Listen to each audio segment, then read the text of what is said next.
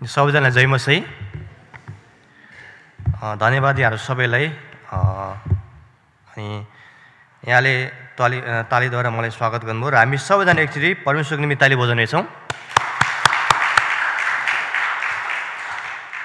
मलाई आशा छ हामी सबैजना आरामै छौँ होला। वचन सुरु गर्नुभन्दा अगाडि एउटा डिस्क्लेमर है। वचन बोल्दा बोल्दै 11 बज्न सक्छ, त्यसै कारण तपाईँहरू आफ्नो कुर्सीको पेटी बाँधेर चाहिँ 11 बजेसम्म बस्नु होला। र वचन सुरु गर्नुभन्दा अगाडि तपाईँले दायाँ र बायाँ अगाडि पछाडि भएको साथीलाई तपाईँले सोध्न सक्नुहुन्छ, के तपाईँ वचन सुन्नको निम्ति तयार हुनुहुन्छ?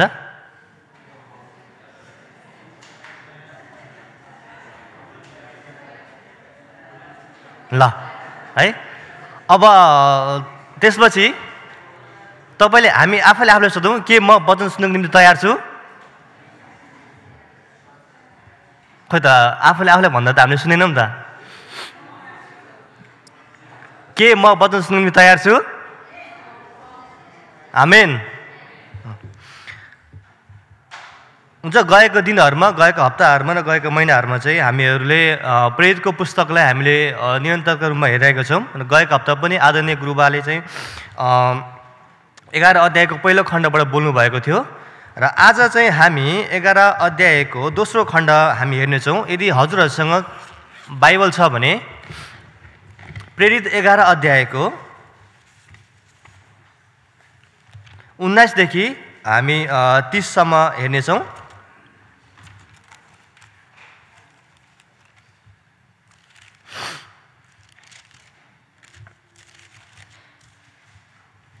प्रेरित 11 अध्यायको 19 देखि 30 सम्म आजको वचन चाहिँ हामीहरूको निम्ति एकदमै महत्त्वपूर्ण छ है। हुन त हरेक वचन एकदमै महत्त्वपूर्ण छ, तर आजको वचन विशेष गरी हाम्रो आइडेन्टिटी र हाम्रो अब्लिगेसन के हो त्यो बारेमा बुझ्नको निम्ति चाहिँ एकदमै महत्त्वपूर्ण छ। किनभने यस खण्डमा चाहिँ इतिहासमै पहिलोचोटि क्रिस्चियन शब्द भनी अनि क्रिस्चियन शब्द चाहिँ अनि समावेश गरिएको छ, जुन चाहिँ आज तपाईँ र हाम्रो आइडेन्टिफिकेसन हो। धेरैचोटि हामीहरूले तपाईँ र हामीलाई समाजमा के भनेर चिन्छ? हामीलाई के भनेर चिन्छ होला? हामीलाई अब विकसित देशहरूमा चाहिँ प्राय तपाईँको नामद्वारा अथवा प्राय तपाईँको विशेष गरी नामद्वारा चिनिन्छ। र जति हामी नेपालमा छौँ, जतिजनाले सतावट भोग्नुभएको थिए, अब मेरो समयको व्यक्ति साथीभाइहरू अथवा म भन्दा केही अलि जुनियर भाइ बहिनीहरूले पनि सायद सतावटको बारेमा थाहा थियो होला। त्यसै कारण त्यति बेलाको समयमा र अहिले पनि चाहिँ हामीहरूलाई क्रिस्चियन भनेर मान्छेले चिन्छन् हो। तर विकसित मुलुकहरूमा चाहिँ अहिलेको यो पोस्ट मोडर्निजम ओल्ड अथवा पोस्ट इरामा चाहिँ उनीहरूले कुनै रिलिजनलाई भन्दा पनि तपाईँको नामलाई चिन्छ भनेदेखि आज तपाईँ र हामी चाहिँ यो सोसाइटीमा अथवा हाम्रो सोसाइटीमा चाहिँ हामीलाई चाहिँ क्रिस्चियन भनेर चिन्दछन् अथवा हामीहरूले चाहिँ क्रिस्चियन भनेर त्यो पहिचान दिनुपर्छ। त्यसै कारण आजको वचन चाहिँ तपाईँहरूले एकदमै हामी सबैले ध्यान दिएर सुन्न एकदमै र ध्यान दिएर मनन गर्न जरुरी छ। किनकि क्रिस्चियन भन्ने शब्द चाहिँ पहिलोपटक अनि इतिहासमै अथवा चर्च हिस्ट्रीमै अनि यो चाहिँ यहाँ समावेश गरिएको छ। र एज अ क्रिस्चियन हाम्रो आइडेन्टिफिकेसन के हो? What is our identification as a Christian and what is our obligation?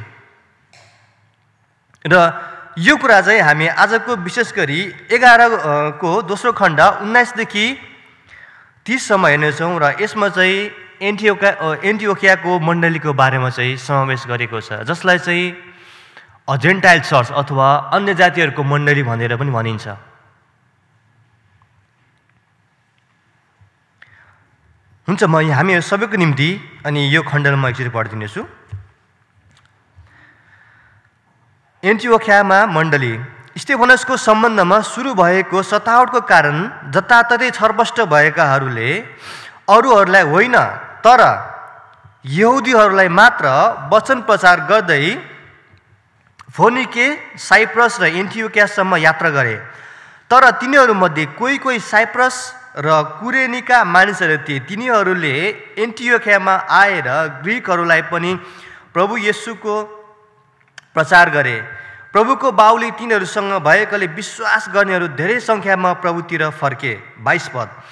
यो सुसमाचार यरुशलेममा भएको मण्डलीको कानमा पुग्यो र तिनीहरूले बारनाबासलाई एन्टियोकियामा पठाए।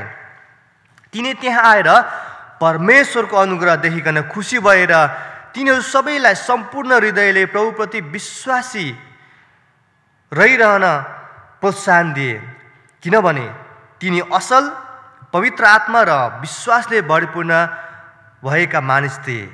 मानिसहरूको ठुलो समूह प्रभुमा थपियो। 25 पद। तब साउललाई खोज्न बारनाबास तार्ससमा गए। जब तिनले उनलाई भेट्टाए तब उनलाई एन्टियोकियामा ल्याए। तब पुरा 1 वर्षसम्म मण्डलीका मानिसहरूसँग तिनीहरूले भेटघाट गरिरहेर तिनीहरूको ठुलो समूहलाई शिक्षा दिए। चेलाहरू पहिलोपटक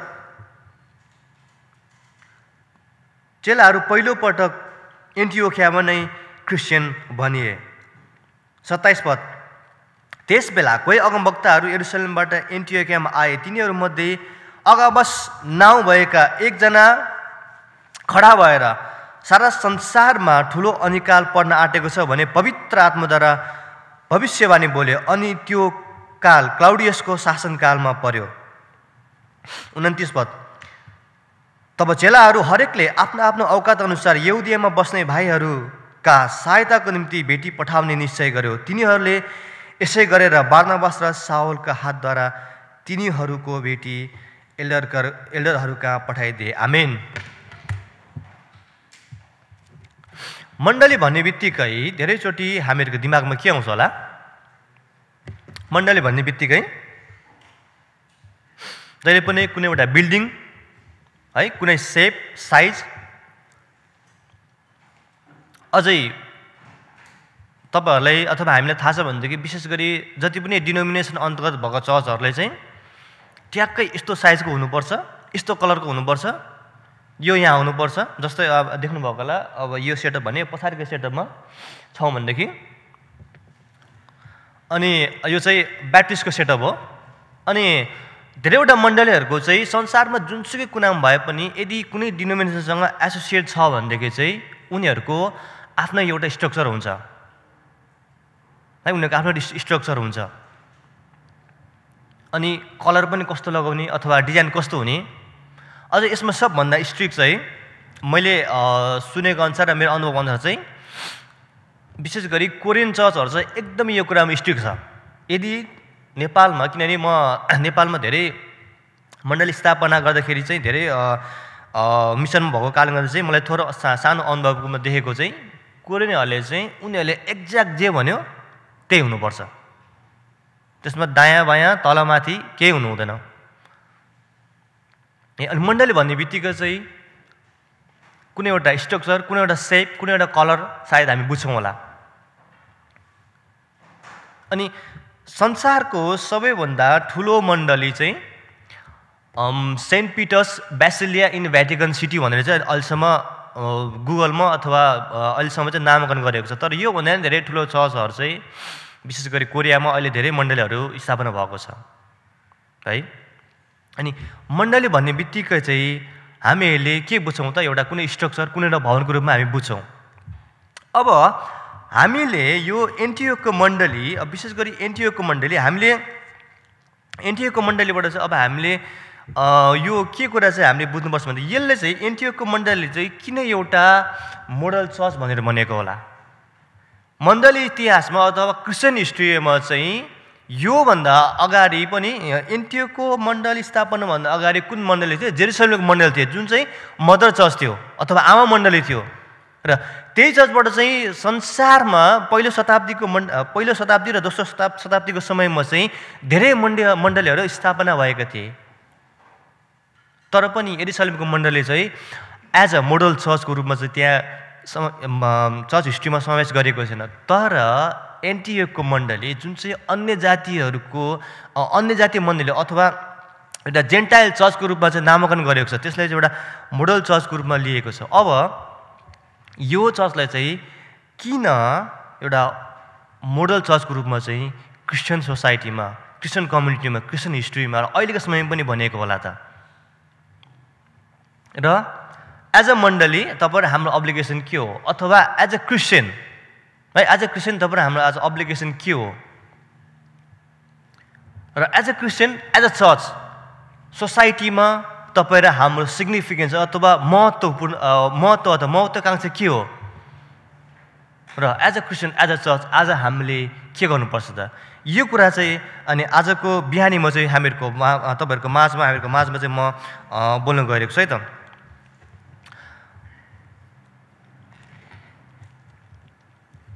जब एन्टियोकियामा मण्डली स्थापना भयो त्योभन्दा अगाडि चाहिँ मलाई लाग्छ सायद योभन्दा अगाडि हाम्रो अगाडिको गुरुजनहरूले दाइहरूले सायद रोमन इतिहासको बारेमा सायद त्यति बोल्नु भएको छैन होला है। यो प्रेरितको पुस्तकबाट बोल्नु भएको थियो, तपाईँहरूले बोल्नु भएको थियो, कसैले टच गर्नुभएको थियो रोम इतिहासको बारेमा? छैन है।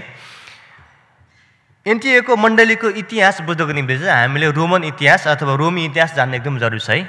माफ गर्नुहोस् यो अङ्ग्रेजीमा छ तर म यसलाई नेपालीमा उल्था गर्ने प्रयास गर्छु, विशेष गरी हाम्रो आमा बुवाहरूको निम्ति। एन्टियोकाको मण्डलीको बारेमा बुझ्नुभन्दा अगाडि अथवा यसको इतिहास बुझ्नुभन्दा अगाडि चाहिँ हामीले रोमन हिस्ट्रीको बारेमा अथवा रोमन एम्पायरको बारेमा हामीले बुझ्नु जरुरी छ है त। रोमन एम्पायर चाहिँ अब हेर्नुहोस् है, त्यो नाम लामो छ, गायस जुलियस सिजर अगस्टस, जसलाई चाहिँ अनि अक्टावेन भनेर पनि भनिन्छ है। ऊ चाहिँ रोमन एम्पायरको फाउन्डर थियो, जसले चाहिँ 27 BC देखि अनि 14 AD सम्म चाहिँ रोममा शासन गरेको थिए। यही व्यक्ति थिए अथवा यही एम्पायर थिए जसले चाहिँ रोमन एम्पायर चाहिँ सुरु गरेको थियो। अनि हामीले हेर्छौँ भनेदेखि यो म्याप अलिकति जुम गर्न मिल्छ भने गरिदिनु ल है। अनि हामी यो हेर्छौँ भनेदेखि चाहिँ यो रोमन एम्पायर चाहिँ विशेष गरी हामीले विशेष गरी हेर्छौँ भनेदेखि चाहिँ तल अफ्रिका अनि यो एसिया अनि त्यसपछि यो युरोप हुन्छ। सानो गरिदिनुहोस्। रोमन एम्पायर चाहिँ युरोप अनि वेस्टर्न एसिया अनि त्यसपछि नर्थ अफ्रिकासम्म चाहिँ फैलिएको थियो। तपाईँहरूले घरमा गएर रिसर्च गर्न सक्नुहुन्छ अथवा कुनै भिडियो छ भने हेर्न सक्नुहुन्छ। र त्यति बेलाको समयमा चाहिँ रोमीहरू चाहिँ संसारमा रोमीहरूले शासन गरेको थिए र रोमीहरू चाहिँ एकदमै पावरफुल थिए because they were United kingdom. अनि हामी पुरानो धर्मशास्त्रमा हेर्छौँ भनेदेखि पनि हाम्रो इजरायलको बारेमा चाहिँ कसरी इजरायल चाहिँ अनि विभाजित देश भएर चाहिँ अनि इजरायलको चाहिँ त्यहाँ पतन भएको थियो। यहाँ पनि त्यही भएको छ। 395 AD मा चाहिँ थियोडिसस भन्ने एम्पेयर चाहिँ जब मरे त्यति बेलामा उसले रोमन एम्पायरमा शासन गरेको थिए।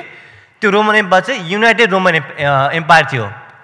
तर जब ऊ मरे त्यसपछि रोमन एम्पायर चाहिँ डिभाइड भयो अथवा विभाजन भयो र त्यसपछि अनि इस्टर्न रोम र वेस्टर्न रोम भनेर चाहिँ त्यहाँनिर नामाकरण गरिएको छ। र इस्टर्न रोम पूर्वीय रोम चाहिँ अनि 476 AD मा चाहिँ अनि जर्मनीहरूले चाहिँ उनीहरूले के गरेको छ त्यहाँनिर चाहिँ उनीहरूले त्यो देशलाई लुटेर चाहिँ अनि जर्मनीले राज्य गरेको छ भनेदेखि अनि वेस्टर्न रोममा चाहिँ 410 मा चाहिँ इन्भेडिङ भिजिगोथ्स भनेको छ। यो भनेको नि अ ट्राइब अफ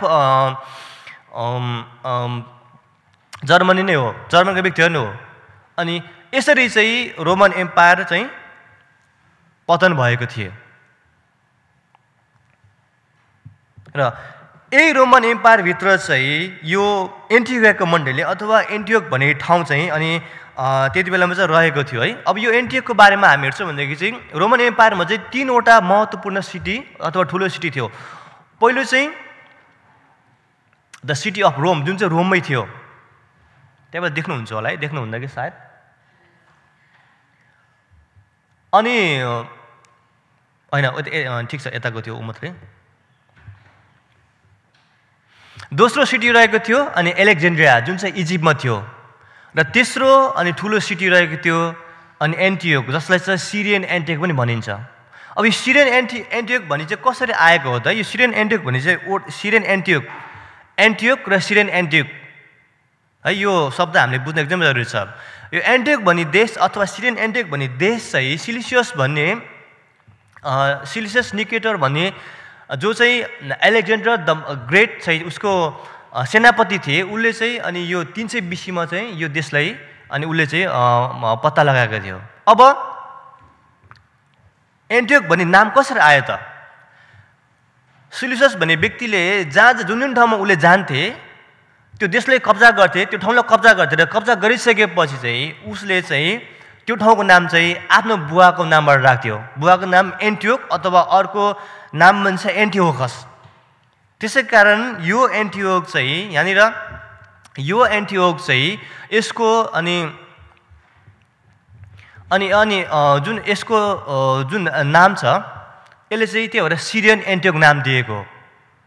त्यहाँ धेरै एन्टियोक सहरहरू नाम थिए किनभने उसले आफ्नो बुवाको नामबाट अनि त्यो सहरको नाम राख्थ्यो। तर यसले चाहिँ पर्टिकुलरली सिरियन एन्टियोक भनेर चाहिँ अनि भन्दथ्यो। अब जुन एन्टियोक चाहिँ जेरुसलेमबाट अनि 300 माइल अनि नर्थमा थियो, जुन चाहिँ 300 माइल नर्थमा थियो है। अब हामीले एन्टियोकको विषयमा एन्टियोकको सहरमा हेर्छौँ भनेदेखि मैले किन यो सबै हिस्टोरिकल ब्याकग्राउन्ड भनेको छु भन्दाखेरि किनभने तलको घटना चाहिँ योसँग एकदमै महत्त्वपूर्ण छ है। किनभने हामीलाई लाग्ला हिस्ट्री पढ्न अल्छी लाग्छ अनि सुन्नु पनि अल्छी लाग्छ, हामीले थाहा भएको कुरो। तर यो चाहिँ हामीले तलको खण्डसँग सम्बन्धित भएको कारणले गर्दा चाहिँ मैले विशेष गरी यो तपाईँहरूको माझमा ल्याएको हुँ।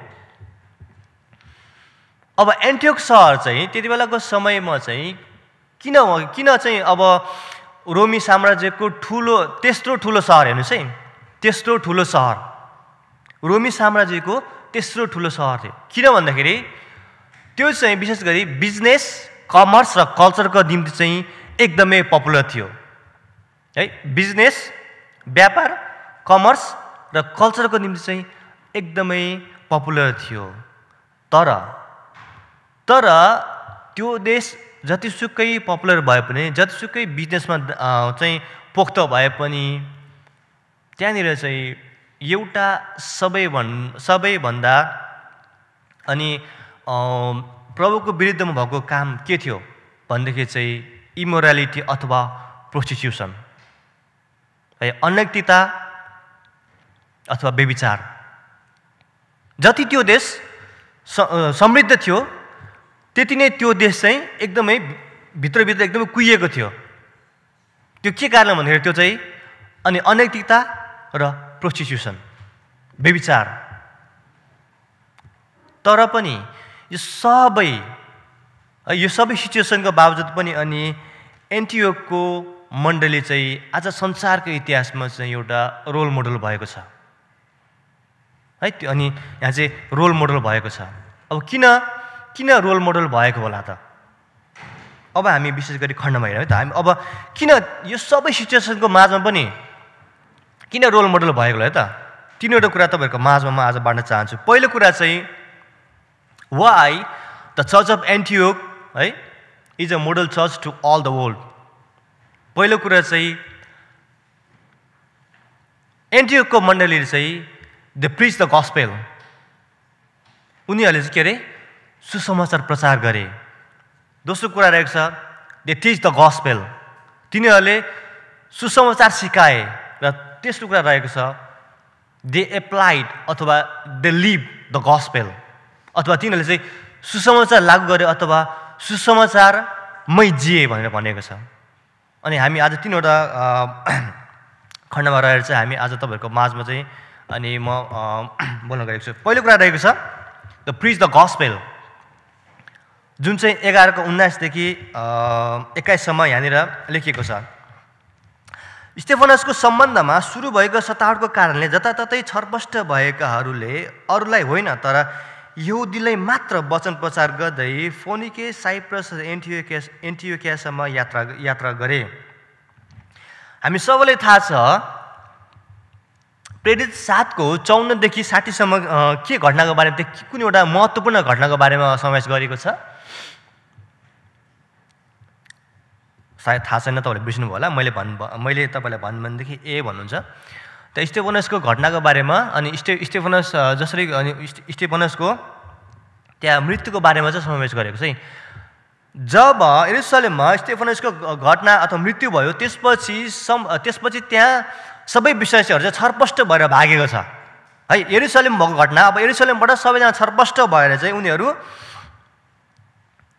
अनि विभिन्न देशहरूमा चाहिँ गएको छ। अनि यहाँनिर चाहिँ सतावटको कारणले गर्दाखेरि चाहिँ उनीहरू छरपष्ट भएका थिए र अब छरपष्ट त भए, तर उनीहरूले यहुदीहरूलाई मात्र चाहिँ वचन प्रचार गरेको थियो।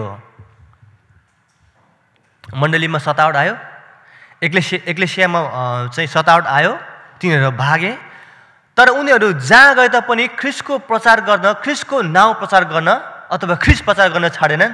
तर उनीहरूले यहाँसम्म चाहिँ यो एन्टियोखियाको मण्डली स्थापना हुनुभन्दा अगाडिसम्म चाहिँ यहुदीहरूलाई मात्र प्रचार गरेको थिए है। अनि त्यसपछि गएको हप्ता अनि हामीले 11:1-18 अनि जसरी पत्रुसले चाहिँ अनि त्यहाँ गैर यहुदीहरूका गएर खाएको कुरा अनि पत्रुसले स्पष्टीकरण दिएको कुरा छ, जुन ब्यारियर चाहिँ अनि यीशु ख्रीष्ट आफूले तोड्नु भएको थियो। र यहाँ त्यही स्टेपलाई फलो गरेर चाहिँ पत्रुस र अनि प्रेरितहरूले चाहिँ पत्रुसले त्यो स्टेप फलो गरेको थियो। यहाँसम्म घटनामा चाहिँ अब जतिजना त्यहाँबाट भागे तिनीहरूले चाहिँ यहुदीहरूलाई मात्र चाहिँ ख्रीष्टको बारेमा सुनाएको थिए है। तर अब 20 पदमा, तर तिनीहरूमध्ये कोही साइप्रस र कुरेनीका मानिसहरू थिए र तिनीहरूले एन्टियोखियामा आएर ग्रीकहरूलाई पनि प्रभु येशू प्रचार गरे भनेको छ है। प्रभु ग्रीकहरूलाई पनि अनि प्रचार गरे भनेको छ। हामी म्यापमा हेर्छौँ भनेदेखि जेरुसलेममा भएको घटना है, जसरी प्रेरित 1:8 घटना हामी हेर्छौँ भनेदेखि तिमीहरू त्यहाँ प्रेरित 1:8 पनि भनेको छ। अनि जेरुसलेमबाट उनीहरू फोनिसियामा गए, फोनिसियाबाट साइप्रसमा गए र साइप्रसबाट चाहिँ उनीहरू एन्टियोखमा गए है त। अब चाहिँ सुसमाचार चाहिँ अब जेरुसलेमबाट फैलिँदै संसारमा अनि संसारमा फैलिएर चाहिँ अनि आज तपाईँ र हामीसम्म यहाँसम्म चाहिँ आएको छ। अब यहाँ चाहिँ ग्रीकहरूलाई पनि प्रभु येशूको बारेमा प्रचार गरे भनेको छ। अनि त्यहाँ हेलेनिस्टिक भन्ने शब्दको बारेमा सायद दानियल दाइ कि गुरुबाले पनि धेरै अलि अगाडि वचन दिनुभएको थियो यही खण्डमा रहेर। यहाँदेखि चाहिँ अब गस्पेल चाहिँ सिफ्ट भएर ज्युजबाट चाहिँ अनि अन्य जातिहरूमा चाहिँ त्यहाँनिर चाहिँ सिफ्ट भएको छ।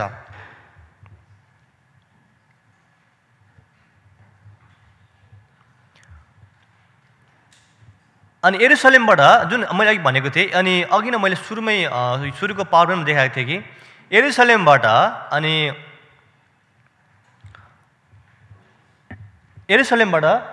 अनि एन्टिओक चाहिँ 300 माइल टाढा छ है। अनि त्यो चाहिँ अहिलेको किलोमिटरमा हेर्दाखेरि 4842.80 भनेपछि 0.9 किलोमिटर टाढा रहेछ। अब तिनीहरू चाहिँ यरुशलेमबाट निस्केर प्रचार गर्दै अब त्यति धेरै यात्रा ख्रीष्टको निम्ति प्रचार गर्ने निम्ति उनीहरू चाहिँ यात्रा गरेका थिए। तर तिनीहरूले सुन्नुहोस्, अब यहाँनिर एउटा सबैभन्दा महत्त्वपूर्ण शब्द चाहिँ के छ भन्दाखेरि तिनीहरू जहाँ गए तापनि प्रभु येशू प्रचार गरे भनेको छ। They preach the gospel. Gospel भनेको के हो? प्रभु येशू हो। दे प्रिच द गस्पेल है, एउटै ख्रीष्ट अनि एउटै ख्रीष्टको बारेमा चाहिँ ती व्यक्तिहरूले चाहिँ प्रचार गरेको छ। अनि हामी सबैलाई थाहा छ कि हामी संसार अहिलेको समयमा चाहिँ धेरै डिनोमिनेसन आएको छ है। धेरै डिनोमिनेसन आएको छ। रोमन क्याथोलिक छ, त्यसपछि प्रोटेस्टेन्ट छ, ब्याप्टिस्ट अनि त्यसपछि मेथोडिस्ट, धेरै यो डिनोमिनेसन छ। अनि डिनोमिनेसनको कारणले गर्दाखेरि चाहिँ आज धेरै मण्डलीहरू धेरै विश्वासहरू विभाजित भएको छ। डिनोमिनेसन सँगसँगै पनि प्रभु येशू पनि विभाजित हुनुभएको छ। तर प्रियहरू हो, आज यहाँनिर तिनीहरूले एउटै प्रभु येशू ख्रीष्टको नाममा चाहिँ प्रभु येशू प्रचार गरे भनेको छ। तपाईँहरू हामीहरू जुनसुकै डिनोमिनेसनको भए पनि हामीले चाहिँ एउटै येशूलाई प्रचार गर्न जरुरी छ। आमेन। त्यो चाहिँ सबैभन्दा महत्त्वपूर्ण कुरो हो। तर अहिले धेरै डिनोमिनेसन भएको कारणले गर्दाखेरि चाहिँ येशूले पनि विभाजन गरिदिएको छ, जुन चाहिँ एकदमै दुःख लाग्दो कुरो हो। तर हामीहरू जुनसुकै डिनोमिनेसन भए पनि हामीले चाहिँ एउटै येशू ख्रिस्टलाई चाहिँ प्रचार गर्न जरुरी छ। अब तिनीहरूले प्रचार त गरे 21 पदमा, प्रभुको बाहुले तिनीहरूसँग भएकोले विश्वास गर्नेहरू धेरै सङ्ख्यामा प्रभुतिर फर्के भनेको छ। अब यहाँ चाहिँ सबैभन्दा महत्त्वपूर्ण कुरो हो कि प्रभुको बाहुले तिनीहरूसँग भएकोले धेरैचोटि प्रभुको सेवकाई अथवा हामी सेवकाई चाहिँ हामी हाम्रो बाहुलीमा अथवा कसैको छत्रछायामा हामी गर्न खोज्छौँ है। कसैको छत्रछायामा अथवा हाम्रै बाहुलीमा हाम्रै बलबुतामा हामी गर्न खोज्छौँ। तर प्रियहरू हो, जबसम्म परमेश्वर प्रभुको बाहुली हामीहरूसँग रहँदैन नि, तबसम्म हामीले कुनै पनि काम चाहिँ हामीले अनि कुनै पनि जबसम्म हामीले प्रभुको बाहुली चाहिँ हामीमा रहँदैन नि, तबसम्म हामीहरूले चाहिँ हामीले गरेको सबै सेवाकाई, हामीले गरेको सबै काम चाहिँ ती सबै के हो, व्यर्थ हुन्छ। त्यसै कारण हामीले मण्डलीमा गरेको सेवाकाई अनि मण्डलीमा गरेको तपाईँले व्यक्तिगत जीवनमा गर्नुभएको सेवाकाई, यदि त्यो सेवाकाईमा चाहिँ तपाईँको आफ्नै बलबुता छ है, तपाईँको चाहिँ तपाईँको आफ्नै ज्ञान छ, तर परमेश्वरको बाहुली छैन भनेदेखि चाहिँ त्यो कुरा चाहिँ व्यर्थ हुन्छ। जुन चाहिँ आज सिडी नेपाली चर्चमा तपाईँ हामी सबैले सिक्नुपर्ने कुरा हो। अब प्रभुको बाहुली तिनीहरूसँग त भए, तर के हो, प्रभुको बाहुली तिनीहरूसँग भएकोले विश्वास गर्नेहरूसँग धेरै सङ्ख्यामा प्रभुतिर फर्के भनेको छ। त्यहाँ मानिसको हेर्नुहोस् है, त्यहाँनिर चाहिँ जो व्यक्तिहरूले प्रभुले सुसमाचार सुनाए ती उनीहरूको बलबुतामा होइन, तर प्रभुको बाहुलीद्वारा चाहिँ धेरै सङ्ख्यामा प्रभुतिर फर्के भनेको छ। यहाँनिर दुईवटा महत्त्वपूर्ण कुरा चाहिँ 21 पदमा म तपाईँहरूको माझमा भन्न चाहन्छु कि believe and turn into the lord है। पहिलो कुरा चाहिँ के छ, पहिलो कुरा के छ भने विश्वास भनेको छ। विश्वास जसलाई अनि फेथ भनिन्छ अथवा टर्न इन्टु द लर्ड, जुन चाहिँ प्रभुतिर फर्के भनेको छ, जुन चाहिँ के हो, रिपेन्टेन्स। त्यसै कारण फेथ एन्ड रिपेन्टेन्स चाहिँ हामीहरूको जीवनमा सधैँभरि भइरहनुपर्छ। अनि विश्वास र पश्चाताप चाहिँ अनि यो सिक्काको दुईटा पाटाहरू नै, जुन चाहिँ कहिले पनि छुटाउन सकिँदैन। आज तपाईँ र हाम्रो जीवनमा भने यदि हामीहरूले चाहिँ ख्रिस्टलाई प्रचार गर्ने हो भने, हामीले सुसमाचार प्रचार गर्ने हो भने चाहिँ विश्वास र पश्चाताप चाहिँ हाम्रो जीवनमा हुनुपर्छ। आमेन। अनि यही कुरा चाहिँ आज सिडी नेपाली चर्च र हामी सम्पूर्णमा चाहिँ हुन जरुरी छ। दोस्रो कुरा रहेको छ, दे टिच द गस्पेल है। तिनीहरूले सुसमाचार सिकाए, जुन चाहिँ हामीले 11:22-26सम्म हामी यहाँबाट देख्छौँ। यो समाचार यरुशलेममा भएको मण्डलीको कानमा पुग्यो र तिनीहरूले बारनाबासलाई एन्टियोकियामा पठाए। अब यहाँनिर चाहिँ यरुशलेमको मण्डली, जुन चाहिँ आमा मण्डली थियो, जुन चाहिँ मेन चर्च थियो, अब यरुशलेमको मण्डलीले पनि यहाँनिर चाहिँ एउटा ठुलो आशिषको काम गरेको छ। त्यो कुरा के हो भन्दाखेरि बारनाबासलाई पठाएको छ। धेरैचोटि हामीहरू हाम्रो मण्डलीमा अथवा कुनै मण्डलीमा चाहिँ कुनै मण्डलीको विशेष व्यक्ति गयो भनेदेखि अथवा अरू कुनै ठाउँमा गयो भनेदेखि चाहिँ ओहो अब मण्डली कसले हेरिदिन्छ होला, मण्डलीको सेवाकाई कसले गर्छ होला, त्यो व्यक्तिको ठाउँमा कसले काम गर्छ होला भनेर धेरैचोटि हामी निराश हुन्छौँ अथवा हामी पठाउन मान्दैनौँ। कहिलेकाहीँ हामी लोभी हुन्छौँ, कहिलेकाहीँ हामी ग्रिडी हुन्छौँ। तर यरुशलेमको मण्डलीले, जो बारनाबास यरुशलेमको मण्डलीको एउटा महत्त्वपूर्ण लिडर थिए, हुन्छ यरुशलेम मण्डलीको महत्त्वपूर्ण लिडर थिए, बारनाबासलाई चाहिँ यरुशलेमको मण्डलीले चाहिँ के हो अरे एन्टियोकियामा पठाएको छ है। एन्टियोकियामा पठाएको छ। त्यसै कारण अहिलेको समयमा पनि हामीहरूले हाम्रो मण्डलीबाट चाहिँ मिसनरीहरू पठाउन एकदमै जरुरी छ, अथवा प्रभुको काम गर्ने व्यक्तिहरू पठाउन एकदमै जरुरी छ। जुन कुरा चाहिँ यरुशलेमको मण्डलीले चाहिँ गरेको थियो। 23 पदमा तिनी त्यहाँ आएर प्रभुको अनुग्रह देखिकन खुसी भएर तिनीहरू सबैलाई सम्पूर्ण हृदयले प्रभुप्रति विश्वासी रहिरहन प्रोत्साहन दिए भनेको छ है। अब जब यरुशलेमको मण्डलीले बारनाबासलाई एन्टियोखियामा पठाए, एन्टियोखियामा आइसकेपछि बारनाबासले त्यहाँ एन्टियोखियामा भएको विश्वासीहरूको उनीहरूको विश्वास उनीहरूको काम देखेर चाहिँ के भएको छ, त्यहाँ खुसी भए है, ती खुसी भए र तिनीहरू सबैलाई सम्पूर्ण हृदयले प्रभुप्रति विश्वासी रहिरहन प्रोत्साहन दिए भनेर भनिएको छ है। प्रोत्साहन दिए भनेको छ। हामी सबैलाई थाहा छ इतिहासमा बारनाबासलाई के भनेर चिनिन्छ, उत्साहको पुत्र भनेर चिनिन्छ है। सन अफ इन्करेजमेन्ट भनेर बारनाबासलाई भनिएको छ, त्यो नामकरण दिएको छ। बारनाबासको मिनिङ चाहिँ के हो भन्दाखेरि जुन चाहिँ एरामिकमा छ, एरामिक भनेको यसले बोल्नु भएको भाषा हो। अनि बाइबलको कतिपय खण्डहरू छ अनि आरामिकमा पनि लेखिएको छ। अनि आरामिकमा चाहिँ बार मिन्स सन र नाबास मिन्स इन्करेजमेन्ट। त्यसको अर्थ हो द सन अफ इन्करेजमेन्ट, उत्साहको पुत्र।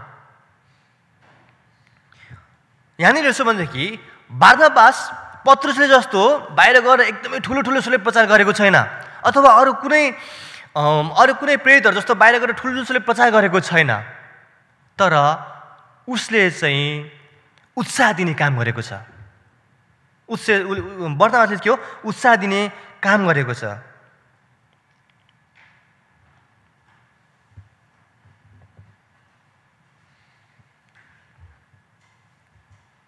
त्यसै कारण हामीहरूले पनि अहिलेको समयमा हाम्रो मण्डलीमा आएको धेरै विश्वासीहरूलाई अथवा मण्डलीमा भएको धेरै विश्वासीजनहरूलाई तपाईँको हितैषी मित्रले तपाईँको साथीलाई चाहिँ उत्साह दिने एकदमै जरुरी छ। किनभने तपाईँको उत्साहले चाहिँ कोही एउटा निराश भएको व्यक्ति चाहिँ आशामा आउन सक्छ। आमेन। तपाईँको उत्साहले चाहिँ कोही मर्न लागेको आत्मा चाहिँ बाँच्न सक्छ। आमेन। किनकि यहाँनिर चाहिँ धेरैचोटि तर मण्डलीमा अहिले के भएको छ भन्दाखेरि कोही व्यक्तिले केही काम गरेको छ भनेदेखि हामी उत्साहको ठाउँमा चाहिँ हामी उसले एकदमै डिस्करेजमेन्टको काम गर्छौँ है, खुट्टा तानी हामी काम गर्छौँ, जुन चाहिँ एकदमै गलत कुरा हो। कुनै एउटा व्यक्तिले कुनै एउटा कामको लागि कुनै एउटा उत्साह देखाउँछ भनेदेखि अर्को व्यक्तिले आएर उसको मजाक उडाइदिन्छ, अनि त्यो आएको उत्साह पनि के हुन्छ, निरुत्साहमा परिणत हुन्छ। तर यहाँनिर जसरी एन्टियोखियामा विश्वासीहरूले त्यो चाहिँ विश्वासीहरूले विशेष गरी विश्वासी भन्दा अन्य जाति मानिसहरूले अन्य जाति विश्वासीहरूले चाहिँ उनीहरूको सेवाकाई देखेर उनीहरूको काम देखेर चाहिँ अनि यहाँनिर बारनाबासले चाहिँ प्रभुप्रति विश्वासी रहेनन् भने प्रोत्साहन दिए। त्यसै गरी अहिलेको समयमा पनि तपाईँ र हामीले चाहिँ मण्डलीमा चाहिँ हामीले उत्साह दिन जरुरी छ है। 24 भन्दा किनभने तिनी असल पवित्र आत्मा र विश्वासले परिपूर्ण भएका मानिस थिए भनेको छ। यहाँनिर चाहिँ बारनाबासको जीवनबाट चाहिँ हामीले तीनवटा कुरा चाहिँ सिक्न सक्छौँ प्रियहरू हो। अनि त्यो कुरा चाहिँ के हो, क्यारेक्टरिस्टिक्स अफ ए क्रिस्चियन। तपाईँ र हामी हुनुपर्ने गुण, क्रिस्चियन भएर तपाईँ हामी हुनुपर्ने गुण के हो भन्दाखेरि चाहिँ पहिलो कुरा चाहिँ असल। त्यो कतिको असल छौँ त्यो तपाईँ आफूले निहाल्ने कुरा हो। दोस्रो कुरो पवित्र आत्माले भरिपूर्ण। तेस्रो कुरा चाहिँ विश्वासले भरिपूर्ण। यो तीनवटा गुण चाहिँ आज तपाईँमा हामीमा छ कि छैन, त्यो चाहिँ हामीले रियलाइज गर्नुपर्छ। यहाँनिर बारनाबास तीनवटा गुणले असल पवित्र आत्मा र विश्वासले भरिपूर्ण भएको कारणले गर्दाखेरि चाहिँ मानिसहरूको ठुलो समूह प्रभुमा थपियो भनेको छ। के भएको रहेछ, मानिसहरूको ठुलो समूह, and a great many people were added to the Lord. नेपालीमा चाहिँ मानिसहरूको ठुलो समूह प्रभुमा थपियो भनेको छ। प्रियहरू हो, हाम्रो मण्डलीमा धेरै सिटहरू खाली छन्। हेर्नुहोस् त, धेरै सिटहरू खाली छ है। यदि तपाईँ र हामी पनि हाम्रो मण्डलीमा सिट भर्न अथवा हाम्रो मण्डली भरिभराउ देख्न चाहन्छ भनेदेखि हामी असल हुनु पर्यो, पवित्र आत्माले भरिपूर्ण हुनु पर्यो र विश्वासले भरिपूर्ण हुनु पर्यो। के रहेछ, हामी असल हुनु पर्यो, पवित्र आत्माले भरिपूर्ण हुनु पर्यो र विश्वासले भरिपूर्ण हुनु जरुरी छ। यी सबै गुण भएको कारणले गर्दाखेरि चाहिँ परमेश्वरको अनुग्रहद्वारा चाहिँ अनि मानिसहरू ठुलो समूहमा थप्यो भनेर चाहिँ यहाँनिर भनिएको छ है।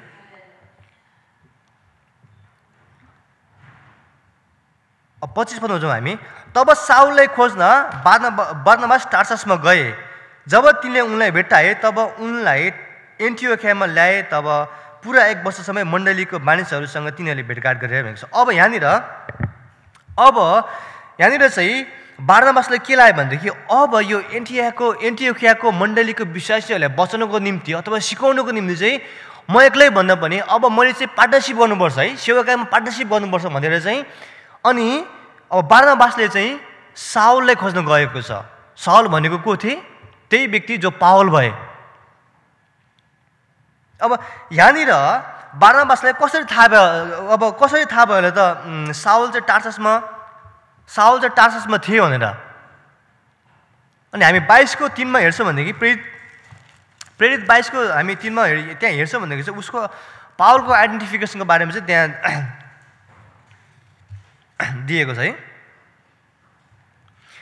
तिनले भने म किलिकियाको सहर टार्ससमा जन्मेको म एक यहुदी हो भनेको छ है। टार्ससमा जन्मेको म एक यहुदी हो भनेपछि 9को 30मा चाहिँ त्यहाँनिर के एउटा घटना भएको थियो। के घटना भन्दाखेरि चाहिँ जब यहुदीहरूले चाहिँ पावलको विरोध गरे त्यसपछि टोकरीमा हालेर चाहिँ अनि त्यहाँनिर भगाएको छ पावललाई। त्यसपछि त्यो घटनादेखि चाहिँ पावल अनि त्यहाँबाट अनि निस्केर चाहिँ टार्ससमा गएर बसेको कुरा चाहिँ यहाँ धेरै हिस्टोरियनहरूले भनेको छ। र त्यो समयको अवधि चाहिँ अनि जुन 9को 30देखि अनि यो 11को 25सम्मको घटनाको बिचमा चाहिँ 12 वर्षको त्यो ग्याप छ भनेर धेरै अनि इतिहासकारहरूले चाहिँ भनेको छ। अनि यहाँनिर चाहिँ अब जब तिनले उनलाई भेट्टाए तब उनलाई एन्टियोखियामा ल्याए भनेको चाहिँ अब 25 पदमा एउटा खोज्न भन्ने शब्द यहाँनिर चलाएको छ है। यो एउटा खोज्न भन्ने शब्द चलाएको छ। अब यो खोज्न भन्ने चाहिँ हामीले ग्रिकमा हेर्छौँ भनेदेखि यसको ओरिजिनल अर्थ चाहिँ के हो? हन्ट अथवा हन्टिङ गर्नु। तपाईँले केही कुरा हन्टिङ गर्दा हुनुहुन्छ भनेदेखि एकदमै ध्यानपूर्वक फोकस भएर चाहिँ तपाईँले हन्टिङ गर्नुपर्छ। यहाँ पनि बार्नबासले चाहिँ साउललाई एकदम फोकस भएर चाहिँ त्यहाँनिर खोज्न गएको छ। अब जब तिनले उनलाई भेट्टाए तब उनलाई एन्टियोखियामा ल्याए। तब पुरा 1 वर्षसम्म मण्डलीका मानिसहरूसँग तिनीहरूले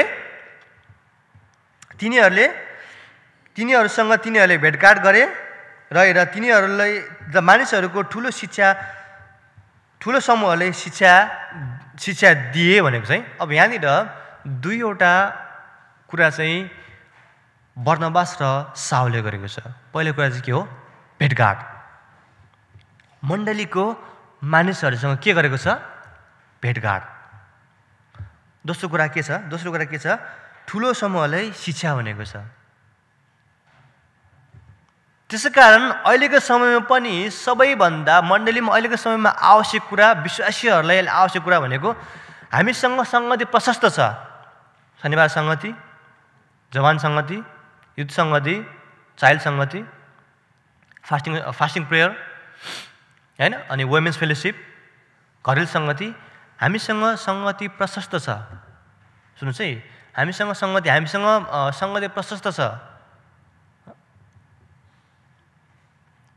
हामीसँग भेटघाट प्रशस्त छ है, सङ्गति छ।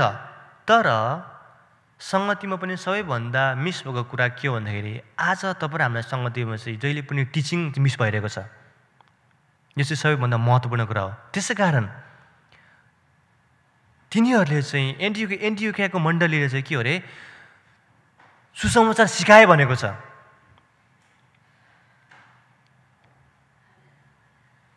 तिनीहरूले चाहिँ सुसमाचार सिकाए भनेर चाहिँ एन्टियोखियाको मण्डलीले चाहिँ त्यहाँनिर चाहिँ भनेको छ है।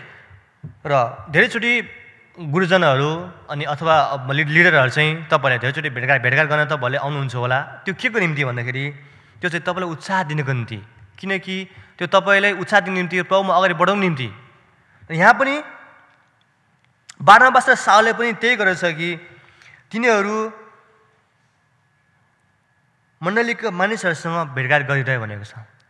किन भेटघाट गर्यो होला? किनभने त्यति बेलाको समयमा चाहिँ सतावट भएको थियो र यरुशलेमको मण्डलीमा चाहिँ सतावट भएको कारणले गर्दा धेरै मानिसहरू भागेको थिए है, धेरै मानिसहरू भागेको थिए र अनि मैले त्यो अघि नै भनेको त्यतिको समयमा चाहिँ संसारमा रोमीहरूले चाहिँ शासन गरेको थियो। अनि रोमीहरूको शासनको पालेमा विश्वासीहरूले दिने सजाको बारेमा हामीले धेरैचोटि सुनेका छौँ र यो एन्टियोखीको मण्डलीको विश्वासीहरू पनि चाहिँ प्रभुबाट सतावटको कारणले गर्दा चाहिँ दायाँ बायाँ नभागोस् र प्रभुमा स्थिर होस् भनेर चाहिँ उनीहरूले घरिघरि भेटघाट गर्ने, प्रार्थना गर्ने, उत्साह दिने काम गरेको छ। र दोस्रो कुरा चाहिँ टिचिङ। अहिलेको मण्डलीमा चाहिँ सबैभन्दा मिसिङ भएको कुरा के भन्दा टिचिङ एकदमै मिसिङ भएको छ है। अहिलेको समयमा हाम्रो मण्डलीमा चाहिँ वचनभन्दा धेरै प्रवचन हुन्छ है। There is a difference between वचन र प्रवचन।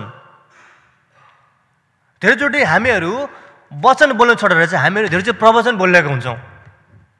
संसारमा हेर्नुहुन्छ भनेदेखि आजभोलि धेरै व्यक्तिहरू छन् जो चाहिँ बिहान उठ्ने बित्तिकै प्रवचन दिने व्यक्तिहरू धेरै छन्, धेरै ज्ञानी व्यक्तिहरू छन् जो चाहिँ प्रवचन दिन्छन्, तर प्रभुको वचन दिने व्यक्तिहरू चाहिँ एकदमै थोरै छन्। र त्यो प्रभुको वचन दिने व्यक्तिहरू चाहिँ आज तपाईँ र हामी हो। आमेन। यसैको निम्ति चाहिँ अनि प्रभुले तपाईँ हामीलाई बोलाउनु भएको प्रियहरू हो। र यहाँनिर चाहिँ एन्टियोखीयाको मण्डलीले चाहिँ अनि वचन प्रचार गरे, तिनीहरूले सुसमाचार सिकाए है।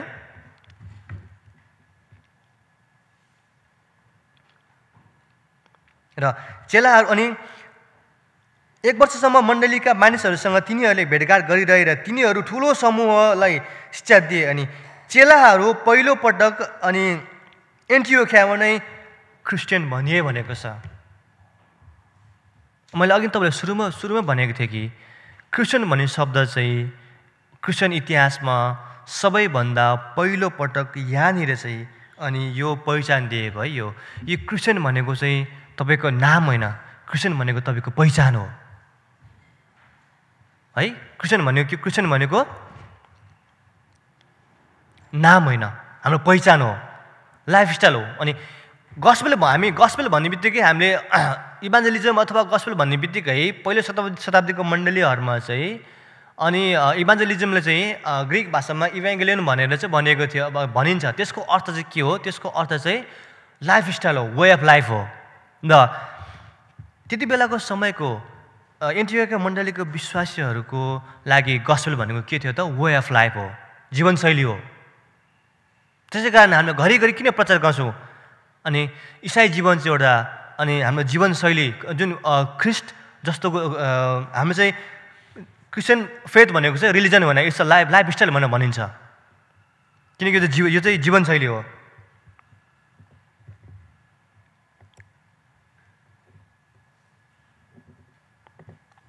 अब यो क्रिस्चियन भन्ने शब्दको बारेमा अलिकति तपाईँहरूको माझमा यसको अलिकति डेफिनेसन दिन चाहन्छु। क्रिस्चियन भन्ने शब्द चाहिँ ल्याटिन वर्डबाट आएको र अनि क्रिस्ट प्लस आइएन जसको अर्थ चाहिँ the party of the group of भनेको चाहिँ कुनै व्यक्तिसँग सम्बन्धित अथवा कुनै व्यक्तिसँग सम्बन्धित भनेको छ। त्यति बेलाको समयमा त्यति बेलाको रोमी साम्राज्यमा चाहिँ यदि सोल्जरहरू अथवा सिपाहीहरू चाहिँ जहिले पनि कुनै एउटा सम्राटको नामसँग जोडिएको हुन्थ्यो।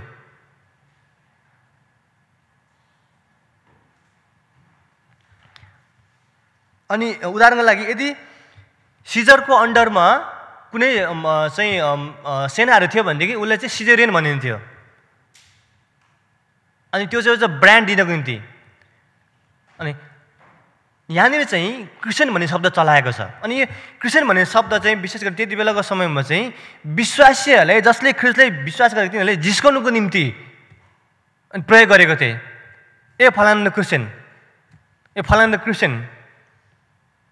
किनभने त्यति बेलाको समयमा चाहिँ धेरैजना व्यक्तिहरूले अनि येशू ख्रिस्ट मरेको कुरा थाहा थियो, अनि बौरी उठेको कुरा कतिले थाहा थियो कतिले थाहा थिएन। तर पनि क्रिस्चियन भन्ने शब्द चाहिँ जिस्काउनुको निम्ति अथवा गिजाउनुको निम्ति प्रयोग गर्ने शब्द थियो। धेरैचोटि अहिले पनि अथवा म क्रिस्चियन भएको करिब 25-26 वर्ष भयो अनि त्यति बेलाको समयमा चाहिँ त्यो गाउँमा जुन गाउँमा म जन्मे हुर्केँ त्यो गाउँमा चाहिँ हामी पहिलो विश्वासी थियौँ र त्यति बेलाको समयमा चाहिँ आजभन्दा 25-26 वर्ष अगाडि सायद तपाईँहरू कतिजना जन्मिनु भएको थिएन होला है। अनि हामीले चाहिँ ठुलो सतावट आएको थियो। यस्तो खाले सतावट धेरै तपाईँहरूको जीवनमा भोग्नु भएको थियो होला। अनि त्यति बेलाको समयमा चाहिँ हामीलाई फलानु क्रिस्चियन, फलानु इसाई, गाई खाने धर्म है, विदेशी धर्म भनेर हामीले धेरैचोटि सतावट दिएको थिए। यहाँनिर चाहिँ क्रिस्चियन भनेर चाहिँ अनि हामीलाई के हो आइडेन्टिफाइड अनि चाहिँ हामीलाई यो चाहिँ यहाँनिर चेलाहरूले अनि एन्टियोखको विश्वासीहरूले यहाँनिर चाहिँ पहिचान दिएको छ र हामीहरू पनि धेरैचोटि क्रिस्चियन भनेर चाहिँ मानिसहरूले अनि हामीले पहिचान दिएको छ। म तपाईँहरूको माझमा एउटा घटना भन्न चाहन्छु। एउटा हिस्टोरियन एसुबियस भन्ने व्यक्तिले हिस्टोरियन थियो। तपाईँहरूले पछि गुगलमा गएर हेर्न सक्नुहुन्छ। यो व्यक्तिले चाहिँ सान्चुस भन्ने एउटा व्यक्तिको बारेमा चाहिँ उसले एउटा हिस्ट्रीमा एउटा लेखिएको छ। उसले के भनेको छ भन्दाखेरि यसलाई प्रोनाउन्सिएसन गर्दाखेरि चाहिँ सान्टुकस अथवा सान्चुस पनि भनिन्छ। त्यो व्यक्ति चाहिँ अनि जब उसले चाहिँ सतावटमा पारेको थिए, जुन चाहिँ लियोन फ्रान्समा भएको घटना हो, र उसले चाहिँ जब त्यहाँको सोल्जरहरूले त्यहाँको सेनाहरूले चाहिँ जब उसले सतावट दिएपछि चाहिँ यहाँ मैले लास्टमा हेर्नुहोस् है, यो लास्टमा यो जुन नाम छ मैले यहाँ दिएको छु, यो सान्चस भन्ने व्यक्तिको बारेमा मैले भन्दैछु। अनि यो उसको बारेमा एउटा घटना छ यहाँ। जब त्यति बेलाको समयमा जब उसले सतावट दिए, त्यसपछि त्यहाँको सेनाहरूले सोद्धाखेरि चाहिँ वाट इज यो नेम भन्दाखेरि उसले आई एम ए क्रिस्चियन भनेर उसले एन्सर दिएको छ। अनि फेरि पनि उसलाई अनि which city do you belong भन्दाखेरि आई एम ए क्रिस्चियन भन्नु उसको एन्सर के हो, आई एम ए क्रिस्चियन भनेको छ। वेयर डु लिभ भन्दाखेरि आई एम ए क्रिस्चियन भनेको छ उसले। अनि are you slave or free man भन्दाखेरि उसले आई एम ए क्रिस्चियन भनेको छ। र उसले आफ्नो अन्तिम सास पनि आई एम ए क्रिस्चियन भनेर चाहिँ उसले आफ्नो प्राण त्याग गरेको छ। प्रियहरू, तपाईँले गएर हेर्नुहोस्, तपाईँले रिसर्च गर्न सक्नुहुन्छ। उसको बारेमा एउटा लामो घटना छ, मैले एकदम छोटकने भने। र आज तपाईँ र हाम्रो जीवनमा पनि हामीले चाहिँ के सिकाउनुपर्छ त? यसो ख्रिस्ट सिकाउनुपर्छ, ख्रिस्टलाई प्रचार गर्नुपर्छ। गस्पेल भनेको के हो? यसो ख्रिस्ट हो। जबसम्म आज तपाईँ र हामीले आई एम ए क्रिस्चियन भनेर चाहिँ भन्नु सक्दैनौँ, तबसम्म हामीले कहिले पनि हामीले चाहिँ वचन प्रचार गर्न सक्दैनौँ र वचन सिकाउन सक्दैनौँ। जबसम्म तपाईँ आफै कन्फिडेन्ट हुनुहुन्न नि, तबसम्म तपाईँले कहिले पनि अलिक टिचिङ गर्न सक्दैनौँ। त्यसै कारण एन्टियोखको मण्डलीले चाहिँ सुसमाचार सिकाएको छ। अनि तेस्रो कुरा रहेको छ, अब दे एप्लाइड द गस्पेल अथवा दे लिभ द गस्पेल। सुसमाचार लागू गरे अथवा सुसमाचारसँगै जिए। 27 देखि 30 पदसम्म। त्यस बेला कोही अगमवक्ताहरू यरुसलेमबाट एन्टियोखियामा आएर तिनीहरूमध्ये अगाबस नाउँ भएका एकजना खडा भएर सारा संसारमा ठुलो अनिकाल पर्न आँटेको छ भने पवित्र आत्माद्वारा भविष्यवाणी बोले।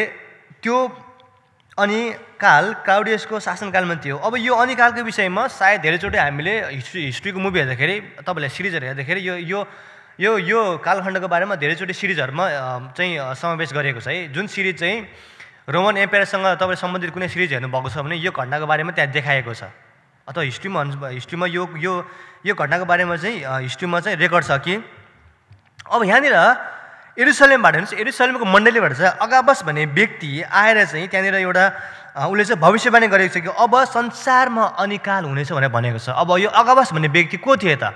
बाइबलमा ठ्याक्कै को भनेर यो व्यक्तिको बारेमा समावेश गरेको छैन। दुई ठाउँमा यो व्यक्तिको बारेमा देखिएको छ। एउटा चाहिँ यही खण्डमा र दोस्रो चाहिँ 21:10 समावेश गरेको छ। तर धेरैजना बाइबलविदहरू अनुसार चाहिँ अगाबस भन्ने व्यक्ति चाहिँ जुन कुरा चाहिँ येशू ख्रीष्टले जब लुका 10 अध्यायको 1 देखि 12सम्म चाहिँ उहाँले 70 जना चेलाहरू पठाउनु भएको थिए मिसनको निम्ति। अनि तीमध्ये चाहिँ एकजना व्यक्ति चाहिँ यो अगाबस भन्ने व्यक्ति चाहिँ येशूको चेला हो भनेर चाहिँ धेरै बाइबलविदहरूले भनिएको छ।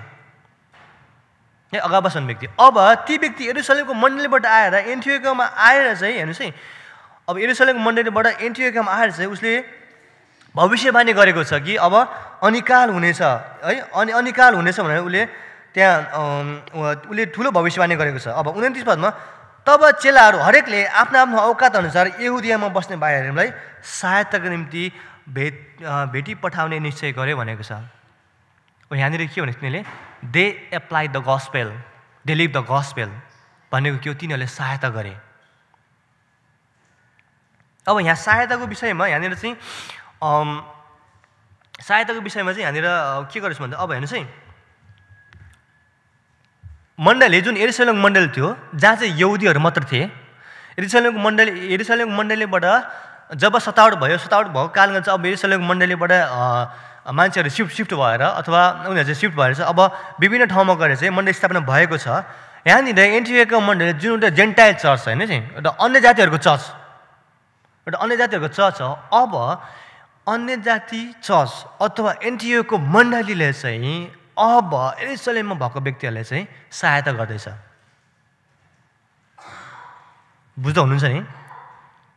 अब अन्य जाति मण्डली अथवा एउटा जेन्टाइल मण्डली जुनसँग चाहिँ जुन चाहिँ यहुदीहरूसँग कुनै लेनदेन छैन, किनभने 11 अध्यायको 1 देखि हामी 18 हेर्छौँ भनेदेखि पत्रुसले त्यहाँ ठुलो स्पष्टीकरण दिनु परेको छ। किन भन्दाखेरि गैर यहुदीहरूसँग गएर बसेर खाएको कारणले गर्दाखेरि। तर जुन व्यक्तिहरूलाई विरोध गरेको थिए अब त्यही व्यक्तिहरूले चाहिँ अब के हो अरे अनिकाल भएको बेलामा चाहिँ यहुदियामा बस्ने भाइहरूको सहायताको निम्ति भेटी पठाउने निश्चय गर्यो भनेको छ।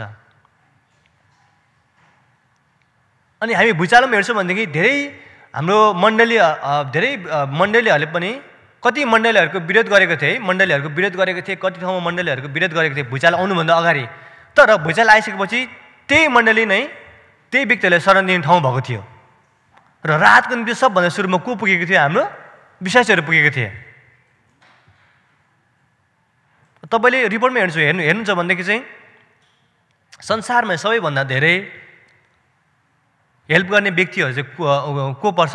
इसाई पर्छ, क्रिस्चियन पर्छ। Because they live the life, they live the gospel of life. त्यस कारण प्रियहरू, आज तपाईँ र हामीले पनि हाम्रो सिटी नेपाली चर्चबाट चाहिँ जो त्यस्तो व्यक्तिहरूलाई खाँचो परेको छ अनि उनीहरूलाई आवश्यक परेको छ त्यो व्यक्तिहरूले चाहिँ हामीले सहायता गरेको छ कि छैनौँ, अथवा हामीले भेटी पठाउने निश्चय गरेको छ कि छैनौँ। अनि हामी धेरै चाहिँ सूचनामा सुन्छौँ कतिपय ठाउँमा चाहिँ हामीले हेल्प पनि गरेको छौँ, जुन चाहिँ एकदम असल कुरा हो, किनकि एन्टियोखियाको मण्डलीले चाहिँ अनि सुसमाचार जिए भनेको छ।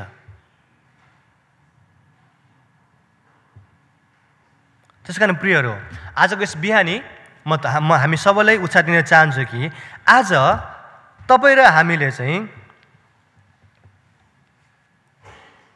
एन्टियोखियाको मण्डलीबाट हामीले के सिक्ने त, अथवा अहिलेको समयमा हामीले के सिक्ने त, र किन एन्टियोखियाको मण्डली चाहिँ इतिहासका एउटा मोडल चर्चको रूपमा लिएको छ त। पहिलो कुरा चाहिँ दे प्रिच द गस्पेल, तिनीहरूले सुसमाचार प्रचार गरे। सुसमाचार भन्ने बित्तिकै के हो? येशू ख्रीष्ट प्रचार गरे। दोस्रो कुरो दे टिच द गस्पेल, तिनीहरूले सुसमाचार सिकाए अथवा येशू ख्रीष्टको बारेमा सिकाए। र तेस्रो कुरा चाहिँ दे अप्लाई द गस्पेल अथवा दे लिभ द गस्पेल, तिनीहरू सुसमाचारसँग जिएर सुसमाचार लागू गरे। र आजको समयमा, अहिलेको समयमा, वर्तमान समयमा पनि हामी सबै लगायत सम्पूर्ण सिटी नेपाली चर्चले पनि हामीले यो एउटा च्यालेन्जका साथमा आज यो वचन अन्त गर्न चाहन्छु कि हामीले सुसमाचार प्रचार गरेको छ कि छैनौँ हाम्रो जीवनबाट, हाम्रो मण्डलीबाट। हामीले सुसमाचार सिकाएको छ कि छैनौँ, हामीले येशू ख्रीष्टको बारेमा सिकाएको छ कि छैनौँ हाम्रो विश्वासीहरूलाई। र तेस्रो कुरा चाहिँ हामीले सुसमाचार जीवन जिएको छैनौँ, हामीले सहायता गरेको छ कि छैनौँ, यो कुरा चाहिँ हामी सबैले मनन गर्नुपर्छ। हुन्छ, यति भन्दा म आजको वचन राख्न चाहन्छु। हुन्छ, सबैलाई जय मसीह। र अब बाँकी समय चाहिँ म आदरणीय बनिदिन चाहन्छु। हस्, धन्यवाद। जय मसीह।